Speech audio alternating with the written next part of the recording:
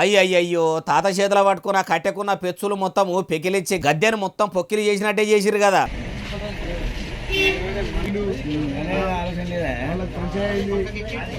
తెలంగాణ రాష్ట్రంలో గాంధీల కనుసన్నల్లా కాంగ్రెస్ సర్కారు ఏలువడిలా ఇట్లా జరుగుడు చూస్తుంటే అత్త మీది కోపం దుత్త మీద తీసినట్టు రాహుల్ గాంధీ సారు మీది కోపంనో, సోనియా గాంధీ మేడం మీది కోపంనో, ప్రియాంక గాంధీ మేడం మీది కోపంనో ఎవల మీద దియ్యాలనో అర్థం కాక ఆయన మహాత్మా గాంధీ తాత కూడా వాళ్ళ ఇంటి మనిషేనాయ అనుకొని ఆయన విగ్రహంను కూడా ఇట్లా పలగొట్టిరా అంటే ఆ పలగొట్టినోళ్ళు దొరికి అసలు ముచ్చట చెప్తే అప్పుడు తెలిసేటట్టున్నది.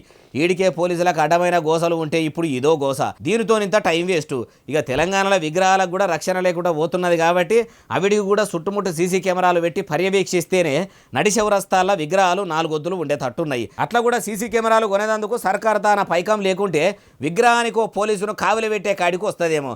మరి తాగినోళ్ళు ఎవరన్నా ఇట్లా చేసిర్రా కావాలనే చేసిర్రా అంటే పోలీసులు ఎంక్వైరీ చేస్తేనే ఎరకాయ తట్టున్నదంటారు ఏ ముచ్చటిన్నోళ్ళు.